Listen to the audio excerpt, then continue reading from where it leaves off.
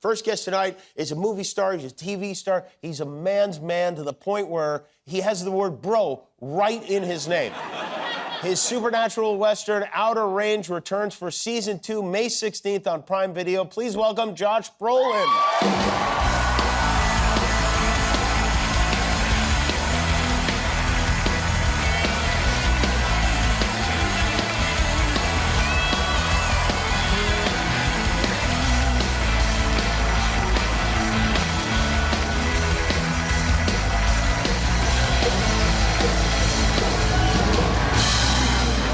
Very good to see you. I want you to know something, Josh, and I'm not just speaking from my own point of view, but I am speaking from my own point of view. Okay. Both I and our segment producers, you're one of our favorite guests to have here on the show. We always are excited to have you here. Because you never know what's going to happen. I might take off my clothes, I might not. We'll see. It's nice to see an audience. I remember, the last time I was here was 5 years ago. Why? What was going on 5 years ago? I don't remember.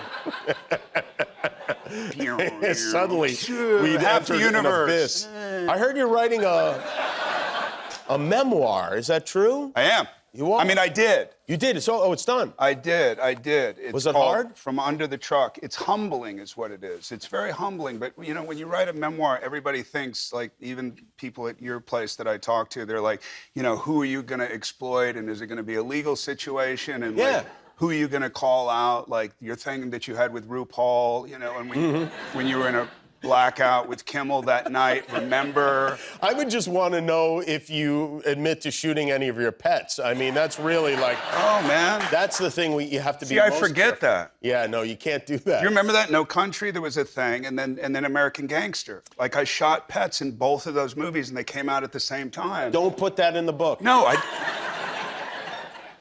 But they came after me. Who did? I don't know. It was like ASPCA that said, "Did you shoot those pets?" I go, "It's a movie." No. You also snapped your fingers and killed half of the world. I know. Did that really happen? Did Thanos kill pets? Did that apply to pets, or was it just humans that died? No. Great question. Anyway, Jim. yeah. Thank you. So, the memoir. The memoir is very humbling. It was really cool to write. There's a lot of really good revealing stories in it, and I call a lot of people out. You do? Friends? I do, yeah. If they're famous, so the book will sell. Enemies? What? Enemies? No, I don't have enemies. Uh-huh. So it's just the people closest to you who you will destroy. Emily Blunt, your friend. Oh, no. Tell me. Half the book's about her. Is that right? Oh, no. Hey. John Krasinski is the other half.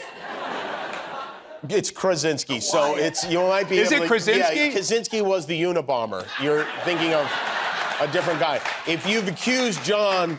I'm going to tell you, Emily's dad is a lawyer, so if you accuse John of being the Unabomber, you're in a lot of trouble. Yeah. It's obviously not very well written. So.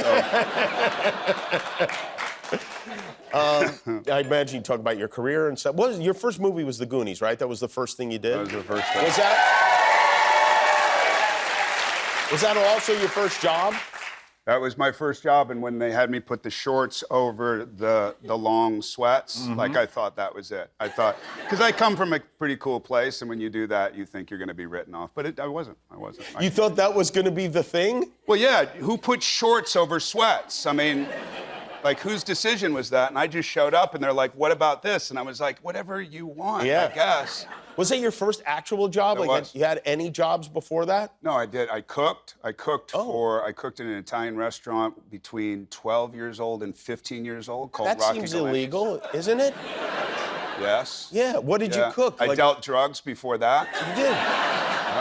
Yeah. What is a 12-year-old cooking? No, but I got the job. It was like a friend of a friend who owned the restaurant. I got a job as what do you call them? You give them bread, you give a busboy. Yeah. Oh, I thought it was going to be something French. No. Like you were really searching. Busboy, and then you give the bread, and then you don't give the bread in time, and they go, excuse me, and then I threw the bread at somebody, and I lost that job. Oh, you got fired for throwing bread? I did. I got fired within 3 days. Really? Yeah, so then they put me in the back in the kitchen, and it was an open kitchen. It was an Italian restaurant. We had like a opera singer that would go from table. It was a fun restaurant. It was a really fun, so it was more presentational. The food sucked. It was really bad. really bad. But I made I made chicken. I became head pasta cook by the time I was 50, and I thought that's what I wanted to do. Do you think the food was bad because they had a 12-year-old making it? Does that maybe had something to do with it? I mean, but I did make a good dish. But... Zabaione was a dish that I made. Yeah. Oh, that's a dessert, right? It's a dessert. It's like a custard dessert. What's the key to a... The key is timing, heat, and the ability to do this a lot, which I was super good at 12. There's the whole... This explains why they had 12 and 13-year-olds working at the place. Like even though this is cramping and this is cramping, you're like, God, you're gonna love this. You know what I mean? We're gonna take a break. Josh Brolin is here with us. His new show, his new season of Outer Range premieres on May 16th. Prime Video. We'll be right back. All he wants is the West Pasture and an apology.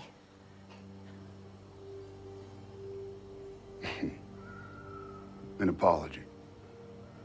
An apology from whom? You. For what? For taking me from him. His words, not mine. And here you stand delivering it. To save our family. To save my name. My family's name, Royal! Your name! Your name! That is Josh Brolin in Outer Range, which is a sci-fi western.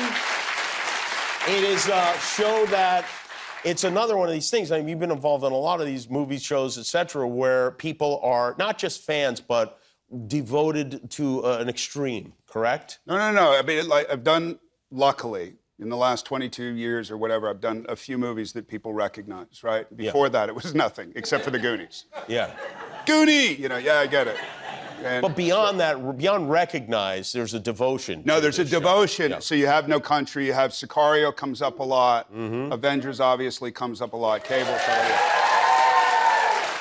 But recently, I went to I don't know, it was something, but the guy came out from the little hut. I was driving in, and he came, it was like angrily, like it scared me. And he goes, Outer Range, season 2 or what? And I was like, all right, man.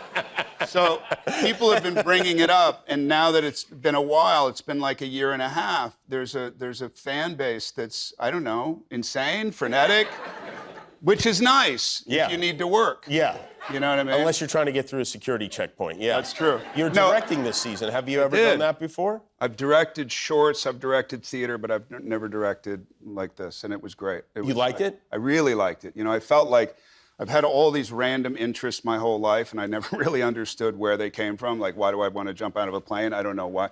And then you have a science interest, or you have whatever it is. And then directing was one of those things where it was all able to funnel into one place, and it all made sense. Your co-stars, when you are suddenly the director, you go from being one of them to being in charge of them. Which is uncomfortable. Is it uncomfortable? It is uncomfortable because you're having to remove yourself, and then you're telling people what to do, and then they take it personally. You know what I mean? And then also, somebody said, do you say action and cut? And I said, I tried, but F yeah came out a lot. Really? Yeah, because I got excited. It was nice. I don't particularly like actors. As an actor. You know what I mean? I guess, yeah. It's like all that before a scene and all that. I'm like, what are you doing? And then as a director, I'm like, you look really good right now. Oh, so it gave you an appreciation. It gave you an appreciation for what they do outside. It was like taking one step back and being able to appreciate it from a different perspective. As an actor, I don't care for them now. You work with a lot of great directors. Oliver Stone, you worked with Guillermo del Toro, Paul Thomas Anderson. Yeah, Gus Van Sant. Did you reach out to any of them, or have any of them taught you a lesson that you took with you to the set of your own show? Lack of pretense is a big thing. You know what I mean? You just don't bring your ego in, and a lot of people do this compensatory thing where they're yelling and all that. None of those guys that I worked with have any pretense whatsoever. Another thing is can I say the F word? No. Yes, you can. With your actors is a good thing, and I didn't realize that. So Ethan did this one thing. I was doing No Country.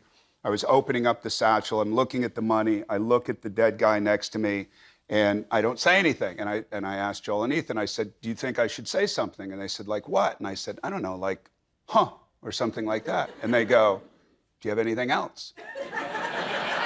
And I go, I don't know, like, And they go, anything else?